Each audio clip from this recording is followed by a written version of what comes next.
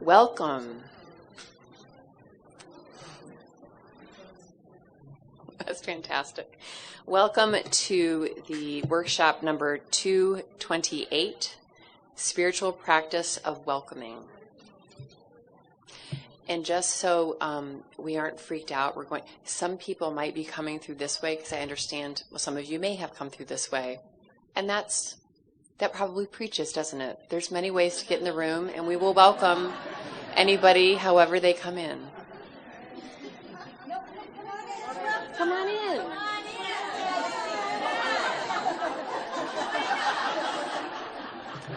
Oh, you are my people.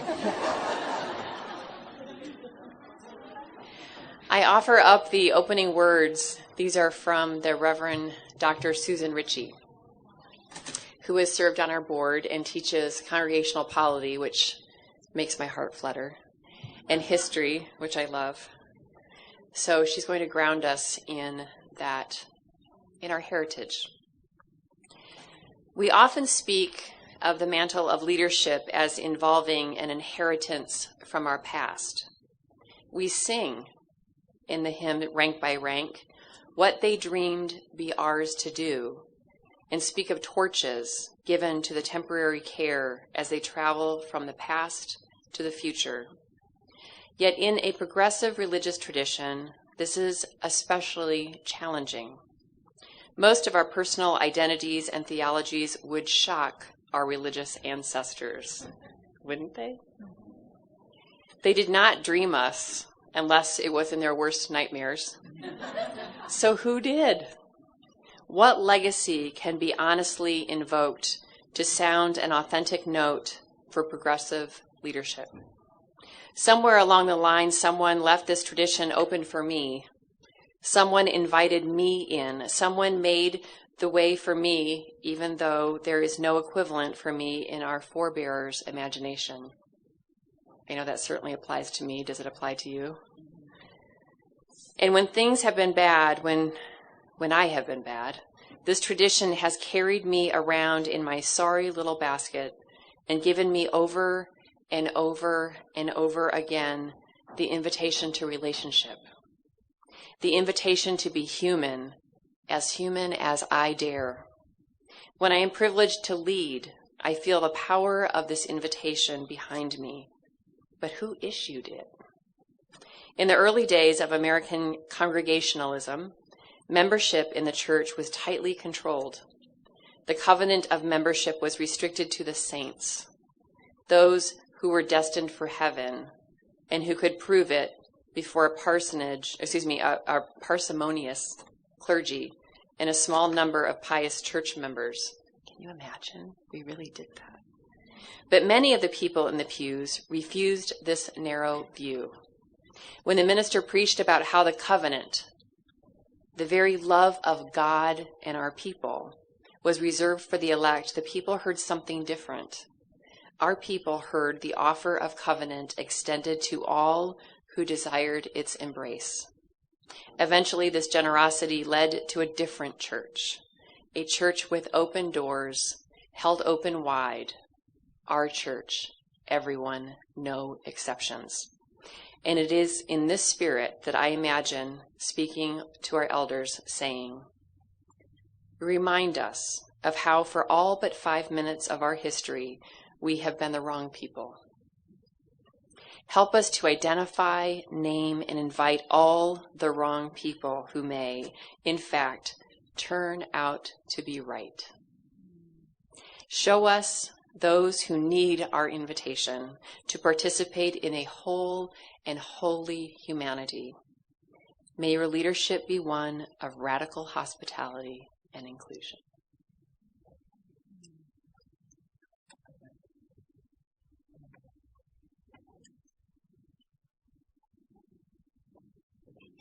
So let's again show how welcoming we are by moving to the middles and letting the aisles be open for our newcomers.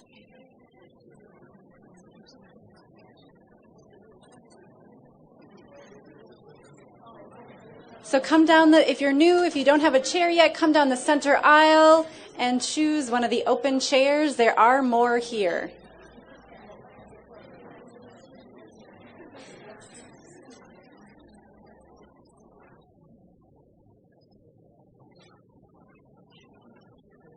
We're making the circle bigger.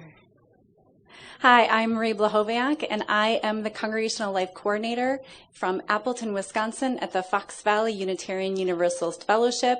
I have been there for 11 years, and I am so glad to be here with you today, and I will let my co-presenters also introduce themselves. Hi, I'm Tina Lewis, and I serve as Membership Director at Unity Temple Unitarian Universalist Congregation in Oak Park, just outside of Chicago, and I am currently going into my 6th year.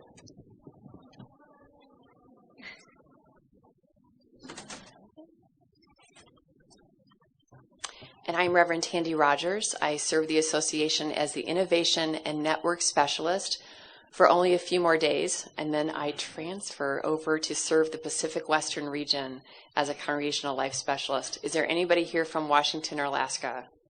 I'm yours. Now, I've been serving the association since 2002, and among the many blessings that I've been given permission to do is to companion congregations as they birth themselves into being. So I planted, actually helped plant numerous congregations. And what I love about that, what is so exhilarating about that is the purpose and the idea of what membership means is like right there raw in the center because they're wrestling with it. And I went to school at Seattle University to be a minister, which is in the Jesuits. I figured they have something going on. And with many different faith traditions, and the other traditions have absolute holy envy of us because of our polity. Now, we often think that it's our principles that make us unique, right? They're not really that unique, sorry. If that's offended you or caused you trauma, please talk to me afterwards. We'll have a conversation about it. But what really sets us apart is our congregational polity. And that our covenant, the idea that we have this promise to our ancestors, our living tradition, the ancestors, and the people that walk with us, and those yet to come, we have a promise to birth our souls and transform the world. And we have this promise with the very spirit of life. And that anybody is invited into this promise, right?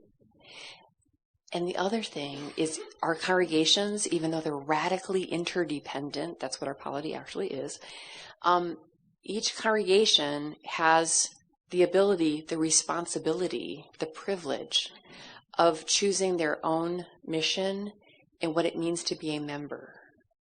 Other traditions don't get that. I've talked to many people who are incredibly envious of it. And so when I walk with congregations as they're birthing themselves, we talk about what is their core purpose for gathering, how can we help each other birth each other's souls and transform the world, take that radical love outside the walls, but then what does it mean to be a member, whether it be the member that almost like a disciple of Unitarian Universalism. I'd love to bring that name back.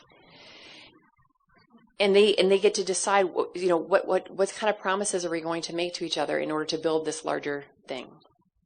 And so I'd like you to take a moment and think to yourself, what does it mean to be a member of your congregation or covenanting community or UU group that you belong to?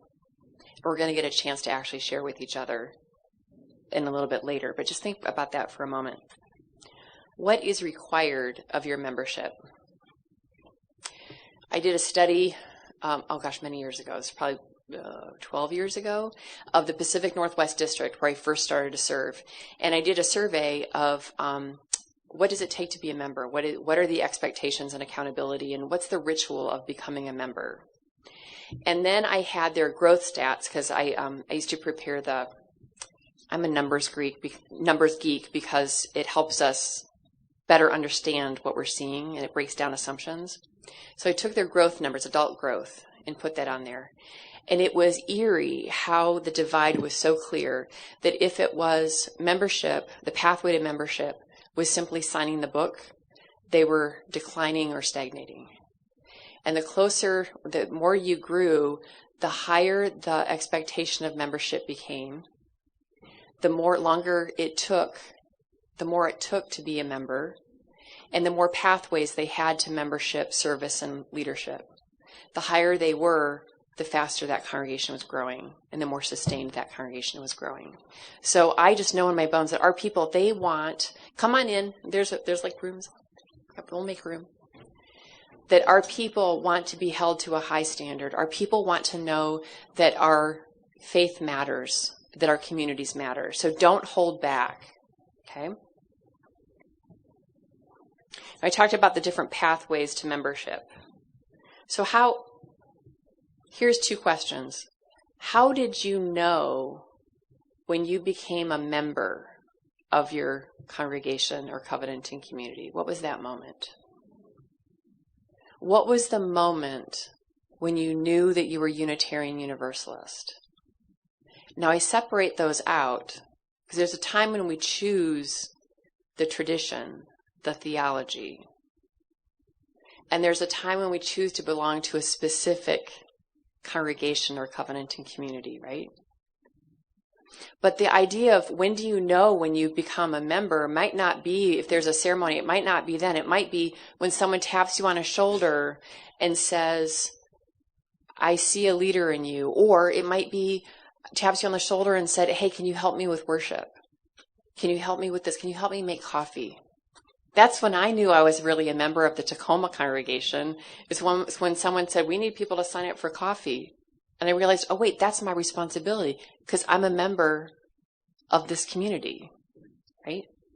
So think, how do you pull people into your congregation? There's the membership, ritual, and pathway, and there's the when do you really know that these are your people?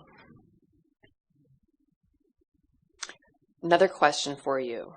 How do you teach how to be a Unitarian Universalist? Now, there's a couple different ways that you can learn things. You can, most often, unfortunately, we learn how to be a Unitarian Universalist or we learn how to be a member of a congregation when we make a mistake, right? Have any of you ever done that? When you make a mistake and then you're corrected and you realize, oh, that's what we were supposed to do. Wouldn't it be nice if we had clarity? We're each going to hold up some of our favorite resources. And I want to hold up one that's available to you in the exhibit hall, and you can look for it online. It's called Faith Forward, and it's out of our First Unitarian Church of Dallas. And they have different levels of, there's a core path to their membership. There's an advanced path. How many of you would love like some real depth of our theology, but you really don't want to go to seminary? Right? Yeah. And they also have then the leadership pathway. How do you learn how to be a leader so that you're ready? I mean, how many of you have, okay, I've done this before or been pulled into leadership that I was not ready for. How many of you ended up in a role of leadership that you're like, you've got to be kidding me? Right? What if we had pathways to service and leadership? What could that look like? And you're going to get some wonderful stories and resources here. And I will pass that on. Thank you.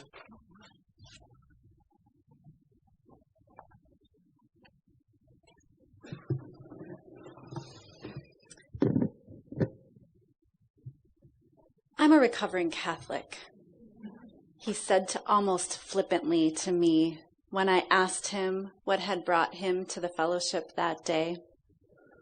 I wondered, was this an answer to that question? Can you move towards something while clinging even defiantly to old wounds? Unfortunately, for him and for us, he didn't stay very long before trying out the local United Church of Christ. Hopefully, he found a way to release his baggage there. This recovering Catholic label pops up very often in our city that boasts 40% Catholic of the 73% of the population who label themselves religious. I'm hopeful that more come to us to find the peace that this more recent member has. She states, "For a while, after leaving, I felt animosity towards Catholicism. However, since joining the fellowship, I find myself striving to appreciate my former faith for the good it offers, while also recognizing its flaws. I know it is no longer the place for me." That's one of the most beautiful things about Unitarian Universalism. It invites us to explore all faiths with an open mind. I have to admit that I was quite unprepared to respond to the recovering Catholic statement for quite a long time. And so I would laugh a bit awkwardly and move on to my normal welcoming spiel. But since then, I have become more intentional about how I respond to those types of statements. Because we need to take these statements seriously, as they are a way for asking for help, even if the person doesn't realize it. Because it means that they have been hurt. They are hurting. So ask a minister to follow up with them for pastoral care. They should be invited to your orientation classes to help release and move forward. On their first day, that first day when they first tell you that statement, they need to be listened to and asked, what are they truly looking for in a new spiritual home? Welcomers and greeters need to be ready to answer this, just as they are to answer any other question a newcomer brings them. Those welcomers and greeters also need to be aware of what they might be holding on to. What triggers do they have?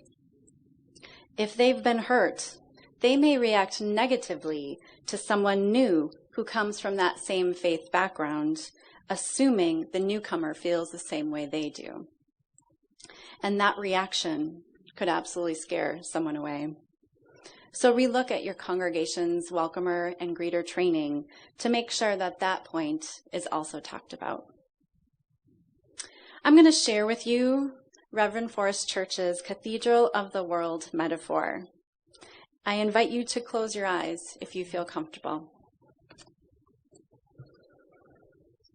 You find yourself in the entry of a vast cathedral. In your mind's eye, look around. Contemplate the mystery and contemplate with awe. Welcome to the Cathedral of the World. Above all else, contemplate the windows. In the Cathedral of the World, there are windows beyond number. Some long forgotten, covered with many patinas of dust. Others revered by millions, the most sacred of shrines. Each in its own way is beautiful. Each tells a story about the creation of the world, the meaning of history, the purpose of life, the nature of humankind, the mystery of death. The windows of the cathedral are where the light shines through. The light of God or truth or being itself, call it what you will. That light is outside of the cathedral, shines not only upon us, but within us as well. Together with the windows, we are part of the cathedral, not apart from it. Together we comprise an interdependent web of being. Honoring many different religious approaches, it only excludes the truth claims of absolutists. That is because fundamentalists claim that the light shines through their window only. Some go so far as to beseech their followers to throw stones through other people's windows. We shall never see the light directly, only as refracted through the windows of the cathedral. Prompting humility, Life's mystery lies hidden beyond knowledge. The light or God or truth is veiled, yet that we can encompass with our minds the universe that encompasses us is a cause for great wonder. I invite you to take a deep breath and become present by opening your eyes.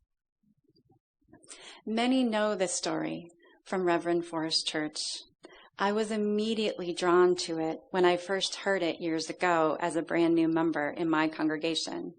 It just makes so much sense to me. No one knows the truth with a capital T, yet we all have our own small t truths. This wasn't something that I personally was taught, but seemed to just grow up knowing.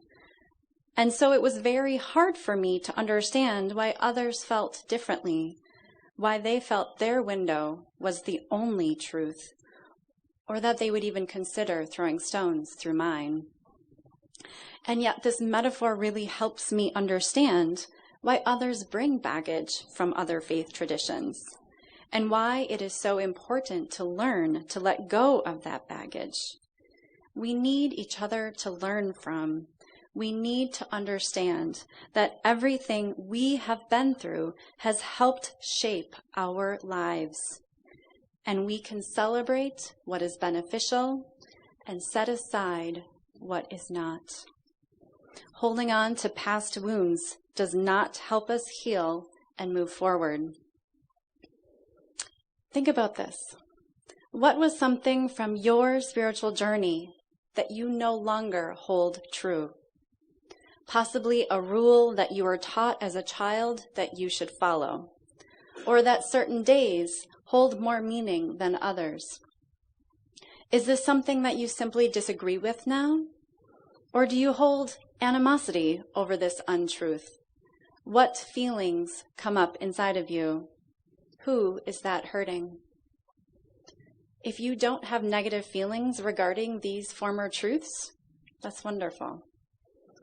If you do, picture those feelings, those emotions, that energy that comes up as pieces of luggage. How many are you holding? At service on Sunday in your congregation, how many pieces of luggage would be populating the aisles, the floor space? Can people see around them? So how can we as congregations help people release this? There is UUA curriculum out there, including a 5-workshop course called Owning Your Religious Past. And there are ways of incorporating this information and exercises into many programs. The author of this curriculum writes, "We can be most fully and completely present in our religious identity when we see our path as a continuum rather than a series of unrelated episodes. People who feel whole in this identity are more likely to make solid, healthy commitments to religious communities." Our congregations, of course, have responsibility in helping people get to this point. Many need encouragement and support through this time. Beyond pastoral care, which is essential, of course, you can also incorporate this into your newcomer and new member programming.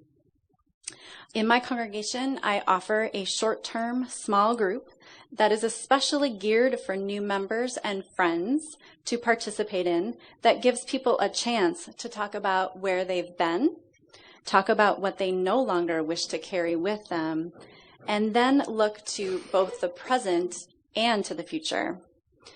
I include a simple releasing ritual for them to share what they want to let go of.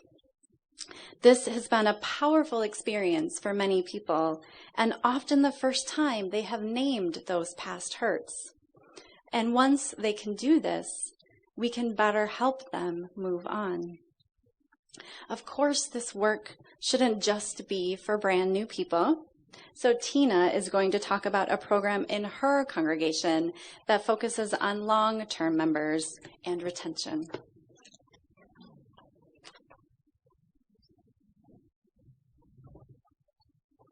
Thank you, Marie. Thank you for introducing how your congregation strives to welcome all by providing an opportunity for newcomers to reflect, share, and let go of spiritual experiences that no longer serve them, while carrying forward the parts of their spiritual past that still have meaning as they're joining your congregation. The process of acknowledging what needs to be let go and what needs to be carried encompasses all of the sacred qualities of welcoming, such as the act of invitation, presence, listening, exploring, sharing, and accepting. What if we invited our existing members to return to an evaluation process of letting go and carrying forward what they've experienced while being part of us as well? Might it be beneficial for those who've been engaged in our religious communities for some time to pause and reflect on how they've grown and how they've changed since being a part of us? What needs to be let go? What needs to be carried forward? And what is yet to be explored? In our congregation, we've been working on a new program that I'm so excited to tell you about that strives to inspire renewed curiosity, connection, and commitment within our community. It's designed to honor the continuation of an individual's spiritual journey while addressing common transitions that occur in congregational life through independent reflection, group exercise, and small group sharing. So here's how it all started. At the end of last program year, our membership committee spent some time reflecting on our role during the looming transitional year ahead. You see, we would be packing up all 600 plus adult members, 340 children and youth, and numerous friends to temporarily move to our congregation out of its historic home while it was being completely restored. The committee spent a lot of time speculating whether or not visitors would even come and find us in our new temporary home and what our role would be. Would we still be hosting new member classes?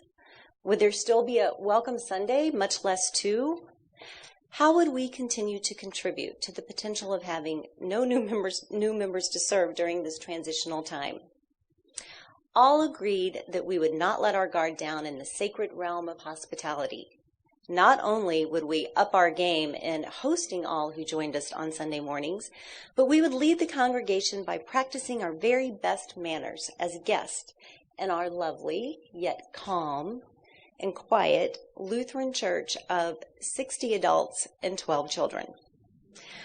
Looking back, working to be welcoming host and gracious guest simultaneously would have been plenty for us to focus on. Yet at the time we felt we could do more. Thus, Pathways to Renewal was born.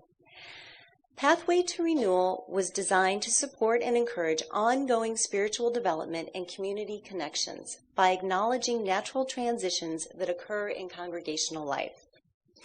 We began by identifying common transitions a person might experience as a long-term member. For instance, as we learn and grow, our interests change and the type of adult enrichment we might want to participate in. Or our desire and ability to be more involved in social justice and service work may change. Inevitably, roles and identities change as well. Adult volunteers of children in the religious education program may find themselves wondering where they fit in the community once their children have aged out of the program.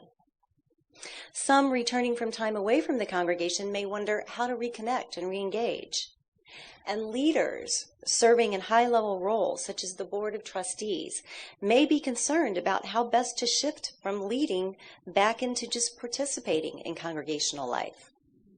And finally, some may simply be looking for ways to spice things up and meet new people and try new things.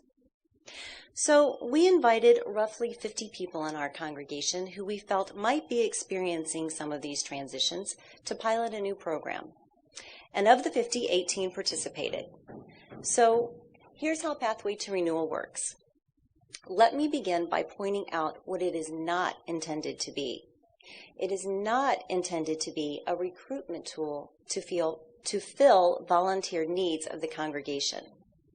It's intended to be an opportunity for reflection and exploration for individuals in the hope of ongoing engagement and growth for the individual when they're ready. So participants began by individually answering 3 questions. What initially brought you to our congregation? What has nourished you spiritually, intellectually, and socially to this point? And how have your needs changed? After spending about 15 minutes on the question, they returned for a group exercise. Everyone formed a big circle, the circle of belonging, representing our religious community. And through a series of questions, they began traveling through a variety of paths within the circle, based on their individual experiences. Following the group exercise, they broke up into small groups and shared stories about how being part of the circle and how their membership experience has influenced their spiritual growth and enriched their lives. While most of the sharing was about positive experiences, there were a few hurts and concerns that came up as well. The small group session concluded by discussing new interests, new possibilities for the future engagement. The afternoon closed when everyone returned to the circle to make a takeaway statement. We learned a lot about our religious community through this relatively simple program. We learned that we must continue to welcome with an open heart, again and again and again, not just to the newcomers and the visitors, but to our existing members as well. We learned that their experience among us ranged from life-changing events that they will cherish forever to things that they'd like to let go of also. In the end, what mattered most was that every single person shared that they felt sincerely valued and cared for. They felt noticed. It was very touching and it was very moving. Over and over again, statements included, "I feel like I still matter in this community. Thank you for this. I'm so glad someone is having this conversation and developing programs like this. And thank you for the opportunity to think about where I've been on my spiritual journey since I joined this congregation and where I can still fit in." While the Pathway to Renewal program is still a work in process, we really feel good about it, and we feel like there's such huge potential in this area, and there's such value to remind people that no matter how long they've been with us, that they do matter, and that taking the time to reflect on where they're at all along the way is really important. May we all find and share ways with one another to continue to welcome those among us, new and old, as we change and we grow together.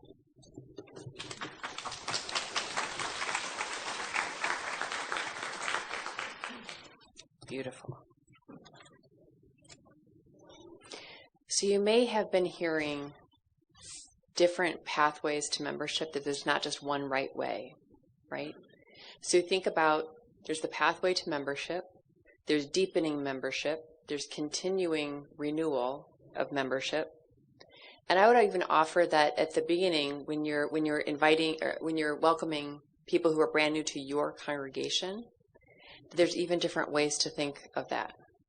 So how would you welcome and incorporate in a member who's from a different religion? And Marie helped us, gave us some tools for that. How would you welcome somebody who is absolutely brand new to religion at all? Right? Here's a juicy, clean slate right there. But certainly they're going to need to know a little bit about Unitarian Universalism as well. And I know congregations who even do a special side conversation with folks Unitarian Universalists who come from other congregations, because we are all really different. The norms are really different. If you come to a small congregation of, say, 30 members from a congregation of 400 members, you might be a little startled as to how things work in the community, right? Or the other way around. And so being really clear about how does your congregation work, what do they want, what did they learn from their former Unitarian Universalist congregation that they'd like to bring in, and what are some things, perhaps some habits that might need to be broken in order to be fully present as a member. Okay, so think about all those different things. Let's break up and do some sharing in small groups, 2s and 3s, I understand it's going to be kind of loud. We're going to do some sharing and then some report back. And then we'll go into some questions. So if you've got a question, don't worry, you're going to have some time. We've got plenty of time. If you would share in twos and threes with the people around you, how were you welcomed into your current congregation? How did you know that you were a member? Go ahead, and you've got about 5 minutes to share.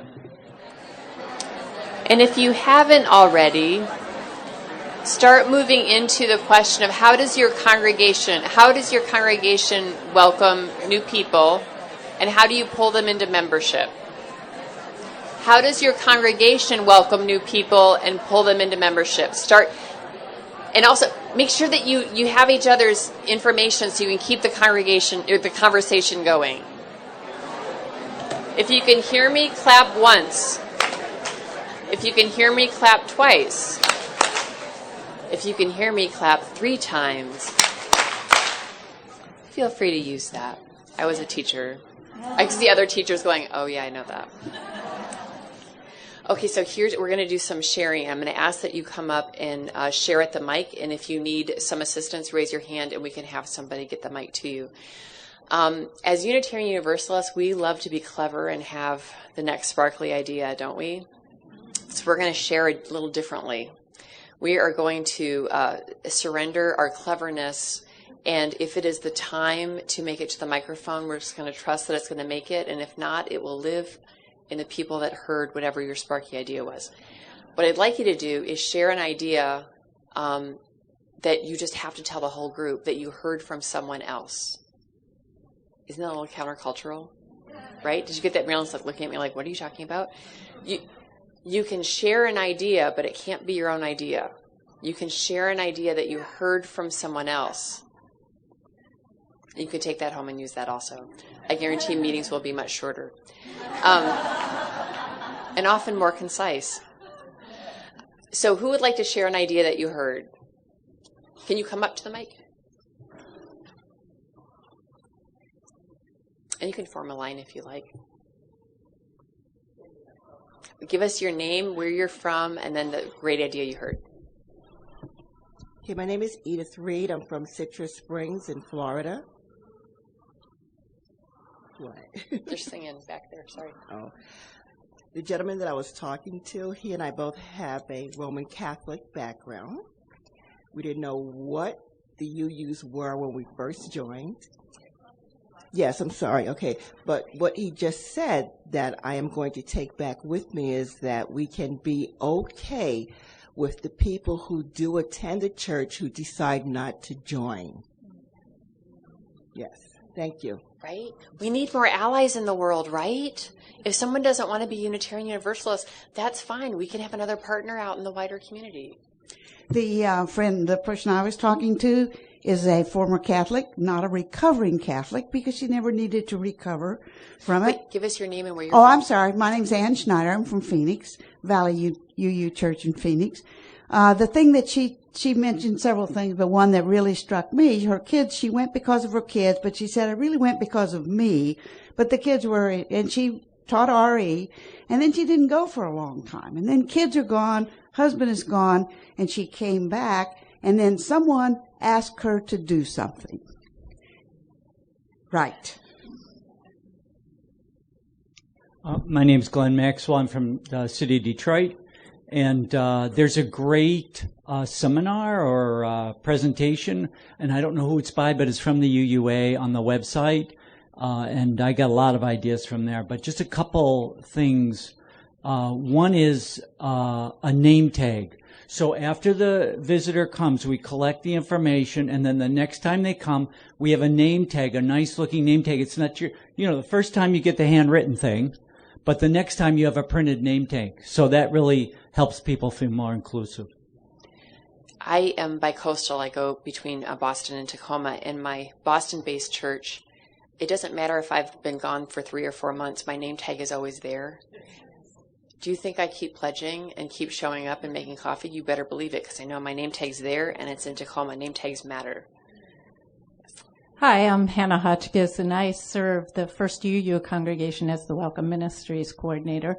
And I heard something I wrote down because it was a real revelation to me. The person I was speaking with had been to many UU churches through the time she had grown up and into adulthood. And she was saying at a small church, she was immediately greeted with, "We need you to cover this." And in large churches, the reaction was, "We've got it covered. Where are you going to fit yourself in?" And to a welcoming ministries coordinator, that is a revelation, because I know we're a larger church and we do say we've got this covered, and we take a while to plug people in. So big churches make up jobs. Just make something up. Hi, I'm Liz, and I serve the Unitarian congregation in Ottawa, Canada. And I just want to ask a question first before I share what I heard. Can I have a show of hands for people who were born Unitarian Universalist or Unitarian Universalist? Okay. So this was something, the percentage is kind of low. This was something that we were talking about, is that our youth and children go through long processes that are parallel with our worship services. They may get asked to be a member at bridging, and often they won't have to do a member class because they've done a lot more work than a lot of you in this room. And then this faith and combination of faiths have been going longer than this country has been a country. Why do we have so few homegrown? What are we doing not to welcome them and renew them? Did you hear she just said something really important. When the youth bridge out, they are invited into membership. I did a study that I couldn't finish the study because I kept crying, of how many congregations do not welcome their children to membership. And it really hit home when it was my kid. And the congregation had been doing it. My eldest was asked into membership. The middle son was not, because they just thought, well, they don't really need that. They don't really want that. And then we wonder why we lose our people. So please make sure that if you didn't invite them in when they did their coming of age, and some congregations, that's when they do the invitation, that you invite them in when they bridge, and you make a big deal out of it, and you put them into leadership and service positions right away, because you know what? They're more ready than most of us adults in the room, older adults. No. Talk with your congregational life staff. If you've got questions about minimum age, or come see me later. We do 14. Right? 14, 16, some 18.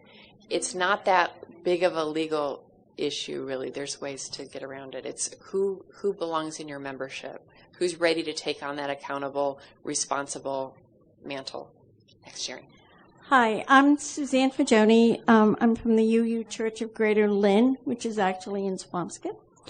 And we talked about what I heard from somebody who wasn't welcomed originally in her church, and the church has really grown, and that is my cell phone, I'm so sorry. That welcoming has to be holistic, that it really requires the entire congregation and the entire membership, that it can't be there are 3 of us on the team, we're good, but we're not that good. That it needs to be from finance on down, that we encourage, welcome, and sustain people. Thank you. Tom Gross from the UU Fellowship, Wayne County, Ohio, right up the road. One of the ladies I was talking to from San Antonio, which is 400 members, and they had like a potluck after church, and she said the same people would come all the time. And she finally started calling people up and say, could you bring a loaf of bread? And she said they all of a sudden felt wanted. Yes. Jeff Hollingsworth from River Road in Bethesda, Maryland. The person I was talking to spoke about the idea that at their fellowship or church, I'm not sure which, would go out to community festivals and other places and have a booth.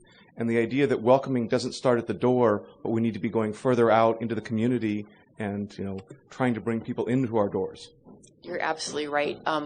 We were talking about, I've been with the UUA long enough that I was around when we had billboards and a marketing campaign under Singford. And while that was really, really good work, I kept thinking we need less paper billboards and more people billboards that are out in the community involved and easily identifiable. Hi, my name is Abigail Humphreys. I'm from the Toledo, Ohio congregation. You all spawned me. Campus ministry, you all did it. So thank you. Hey, fantastic. The group I was with, we were discussing the challenge of welcoming visitors at coffee hour, because all the people who know each other sit together and are talking about, history that newcomers don't know. And she said at their congregation, they only left enough tables and chairs for people who actually physically needed to sit, and made everybody else stand and walk around. So it forced people to interact. So I just got the link for this great presentations from last fall, and it's called Welcoming the Stranger. Yes. And it was done by Lori Emerson Clare. We know her. Yeah. And it's great. The slides are great. Her discussion's great. It's great. Yeah, you have to Google it. It was I got it from a Fuse location. I mean, if you see me, I can give you more details. I have the URL. So Tina and I are part of the Unitarian Universalist Association of Membership Professionals that Lori Emerson Clare was also part of the steering committee with me to start up our professional group. And so if you go to our website, uuamp.org, uuamp.org, we have tons of resources on our website, including that presentation by Lori, many other webinars that we have both put on or that we think are just really good resources for any congregation to do the work of membership better, which we all can do, starting from getting out into the community to when they walk in our doors, to retention, to communication, to social media. So I invite you to check out our website, and I invite you to join our group, because we are open to lay leaders who want to do this work better. We also have a booth here at GA. We're offering booth programming throughout the week. So today's Thursday, right? So Friday, Saturday, we will have booth programming every day from 6 until 7. We have what we're calling a creative happy hour. So come on by, take a little break, color or make a chalice or do prayer beads. And we really want to be here for congregations, whether you have a staff person or not. Booth 329. Thank you. One more sharing, and we're going to open up for questions because you've got membership professional experts here that I want you to have access to. Hi, my name's Bill Fernandez. I'm from Community Church down in New Orleans, and I'd like to welcome everyone to GA next year. And I was talking to Carol or Karen about, they have a large congregation, we have a small congregation, and something that she heard today is not only should you welcome new members, but your current and old members. It's just as important. So that was good to hear. Awesome. Thank you. If you have questions, come on up for the mic. I'm going to turn over the answering to the experts.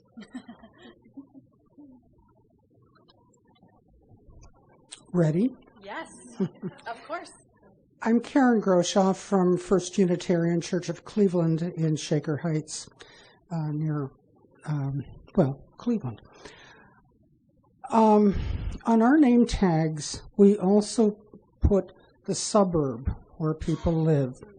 It was originally intended as a nice gesture so that people could meet each other. Oh, I live just down the street or whatever. But we're beginning to find that it's also a way of categorizing people, that if you live in this suburb, you're wealthier than you live in that suburb, rather akin to asking, oh, what college did you go to? If you went to Harvard as opposed to Kent State, it tells you a lot, or at least you think it tells you a lot.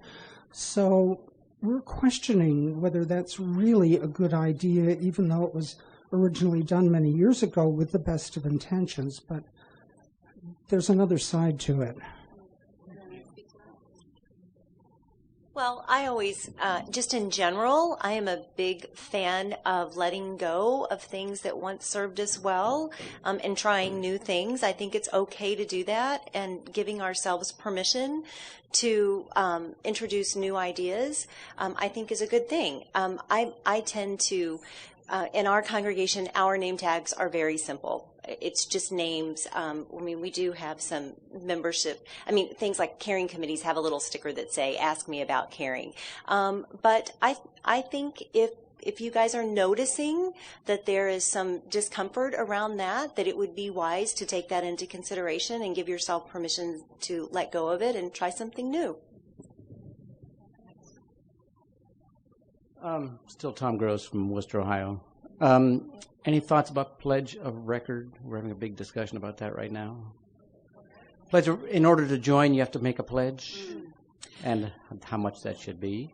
I think Tandi can speak to, she spoke to having higher expectations at the beginning, and the higher the expectation we have of our members, the higher the expectations they have of us.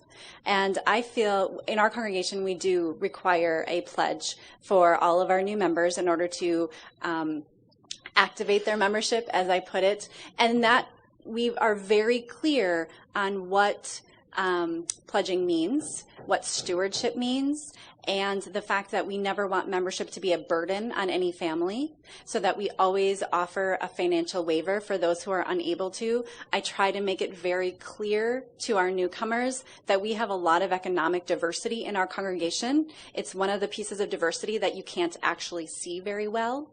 And so I want them to understand that everyone is welcome into our congregation. And yet, the higher the expectation, to me, that is really an important thing. I just want to add one thing. Our congregation has done a lot of work around this, and I feel good about the progress that we have made simply in communication. I think the communication is really key. We have become far more clear that making a financial contribution to the community is part of membership. Again, we also would not want to not welcome someone in who is experiencing financial struggles, and so we also offer waivers. But one of the pieces that we are becoming better about communicating is the ongoing communication, that if your situation changes, we let people know that yes, we absolutely are going to extend this waiver to you, but we're also going to check back in with you next year just to check and see where things are. And if you are able to make a shift, that's great. And if not, that's okay too. So I just think really communicating and not being afraid to communicate about it really kind of takes all of the ick away from it for those who are experiencing that in their congregation. I'm so glad you asked that question. I think that's also part of the norm of what does it mean to be a member, what's expected of us, what are the behavioral norms. And I came from another religion that had a tithing tradition. And so I came into Unitarian Universalism assuming we were all going to tithe, like the old-fashioned standard. And that found out when I helped out with the stewardship campaign that was not the case. And I found that a lot of our people we simply have not been taught how to be generous and what it means to sacrifice for the next generation. So I encourage you to check out the Stewardship and Development Department of the UUA has some really great resources to help people learn how to be generous people. Hi, Reverend Anastasia Zinke. I serve All Souls Unitarian Church in Indianapolis. And thank you for this wonderful program. We have, yes, we've had good growth in the past 3 years, and or people coming in. And one of the things that we encountered was some of our really curious visitors, or even our new members, then started to experience microaggressions. Either in the exploration process or just in the kind of community process. So, like, for instance, we had someone who was like, by the way, I keep getting asked what high school I go to. And I shared this with our greeters, and they're like, well, why is that a bad percussion? I was like, well, she's in graduate school, and she feels like it's not a really, like, she's not being really seen, especially when she does it, like, twice in a coffee hour. So that's, like, an example that we face, and particularly towards young adults and people of color, and the assumptions that they're greeted with. And and we actually tried to do a training around like shifting the kind of questions that we ask, and that seemed like a very scary change process for our greeters. And so I'm kind of curious about, I know the UUA has some resources, but I'm kind of curious about how to invite people into a willingness to grow and adapt in the way that we practice hospitality, and then also how to work to create that change in a congregation, not just in identified greeters, because we see that resistance in both places. So thank you.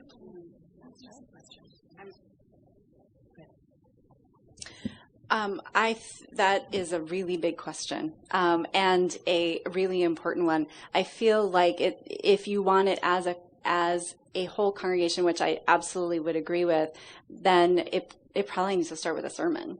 I mean, I raised the key. I mean, I feel like it really, having, maybe that's even a year theme or something for your congregation, because it seems like there's a lot of different pieces to it, and you can really kind of break out a lot of different ways, because if you have we have a healthy congregation team that could meet with the small groups individually, and making sure people understand that we all have a responsibility to be welcoming, but we don't necessarily know how to do it, and that's okay. We haven't been taught that in school. In fact, what we are usually taught in school is the opposite of what we're really looking for in our congregations. And so really just naming that piece of it may help, because people may be holding on to all they know, and they don't know that it's okay for them to release that and try something else. And again, that might kind of go back to some of the baggage issues that I was talking about earlier. I just want to toot Marie's horn a little too. She has a really lovely training video that's on the UUAMP website, and I do believe that ongoing training, even to those who have been welcoming, I mean, and it kind of starts in those small groups and then moves outwardly into the congregation, but and even for greeters who've been greeting for a long time, or different folks who are serving in different volunteer roles, revisiting that training and asking them to remember how it felt when they came, and to think through what their experience was and brainstorm together, and then again also bringing the awareness when issues come up, making sure that people know what's happened, so that they can have an opportunity to make a shift and a change in themselves, and maybe even get into right relationship with the person they've offended. And this is how I roll. I wrote down that I will be contacting you, Reverend Anastasi, for a blog post for Growing Unitarian Universalism. This is pretty juicy. Hi, I'm Craig Dillon White with All Souls Church Unitarian in Washington, D.C., and my church is considering setting some high expectations for membership, and I'm the one who's pushing back, because I don't think, in my personal experience growing up in extreme poverty, I just don't think you can take all the ick out of it just because you communicate. I just think that having people ask for that waiver, I think there's some shame involved with that, and there's this, Islamic kind of giving help to people in a way that doesn't hurt them, even hurt their feelings, and in a way that I really respond to that concept. And so I'm the one pushing back on that, because I really think that if we want to really be a religion that takes on class issues seriously, I just don't think that we can set the bar too high. I would love to have a conversation with you more, because I want to hear what would feel good. When I talked about setting a high expectation, I didn't even have stewardship in my head. It had nothing to do with the money part. It has to do with knowing our tradition, knowing what you're signing up for, knowing what it means to be a responsible community member, and showing up in the way that we need for each other inside the congregation, and showing up for our larger faith and our values outside of the walls. That's the high expectation. Thank you for sharing that. Thank you. Hi, I'm Eric Svensson, First Parish in Lexington, Massachusetts. I have a question, but first a suggestion for the Reverend. One thing we did in our congregation just a few months ago was a workshop called Beyond Categorical Thinking, which I found was really, really good. It was really good because we were going through the same work about how to really be truly welcoming. Here's my question. So I'm part of a leadership committee on leadership and service, and we're trying to figure out, it used to be called nominating, but it's now more about how do we grow leadership in our congregation. And we're struggling a little bit with this idea of exploring people's gifts and mining for that and documenting it and creating a database around it. And it feels a little creepy to do it, but at the same time it's necessary because we want, the few of us in our committee don't know everybody. We've got 300 members in our church. So do you have any thoughts about good ways to engage with people, to understand their gifts and to bring them in so that we encourage more members, because a lot of them aren't members, but at the same time take some of the folks that are not the core 25% who seem to do everything in the church and grow that pie a little more so it's done in a way that is I don't know what the word is, but it feels good for the whole congregation to do that way. Well, I think there's huge value in one-on-one conversations sooner than later. When I began my position, I was very new to my work and what I was doing, and I began initially feeling a little like, I just need to give people space. I just need to let them kind of be, and I don't want to be, I don't want to bother them. And what I have since learned is that developing a relationship, as soon as possible and inviting people into having one-on-one conversations has been hugely helpful in finding out what their interests are and what their gifts and talents are. It's a lot. In a larger congregation, it helps to have a team of people who can help with those one-on-one conversations based on interest. But when visitors come, we collect right away, what is it that you are interested in, and then immediately try to connect them with people in those various places to have one-on-one conversations. And I also just wanted to make a quick point about documenting the information. I think it's really important to have a record of that also because volunteers and staff change, and there's this institutional history that gets lost if it's not documented. And it really is about, it's not intended to be creepy. It's really about, and I know it can feel that way, but it really is about how are we strengthening the community and making sure that people have an opportunity to help serve the needs of the community and to help them figure out where their best fit is, where they're called to be instead of not just placed into a place to be. So we have 3 minutes. And we have a closing. So should we do one more question? All right, one more question. I apologize. Tandi and Tina will absolutely be here afterwards, and unfortunately I have to scoot out for something else. But you can find me at the UUAMP booth, so please do come find me. In fact, the person who just talked about leadership development, come find me because I have some more ideas for you. Please. Hi, I'm Kathleen Henry, and my meeting house is the UU in Provincetown, Massachusetts, but I serve on the Commission on Appraisal. And that's why I'm up here at the microphone. I was going to say, how are you thinking about class and classism when you're dealing with welcoming? But I don't have to say that because literally every single person who's come up here, including the gentleman just now from Lexington, although he didn't quite talk about it, but he talked about thinking beyond categories, which I'll put under classism too. But everyone, the Shaker Heights person with the suburbs, every single person who came up here had something to do had some question about class and classism. So thank you, all of you. And please get in touch with us. I have information. You can fill out a survey for us and give us all these wonderful stories. Okay, thank you. For our closing, if you would join hands or link elbows with the person next to you so we're all connected in some way.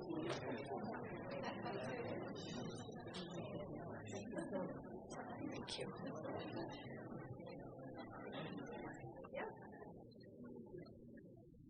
Spirit and life and love and the ancestors who have gone before, who are now our cloud of witnesses, remind us of how, for all but 5 minutes of our history, we have been the wrong people. Help us to identify, name, and invite all the wrong people who may, in fact, turn out to be the right people. Show us those who need our invitation to participate in a whole and holy humanity. May our leadership be one of radical hospitality and inclusion. Go now in peace, drink lots of water, take your naps, stay connected.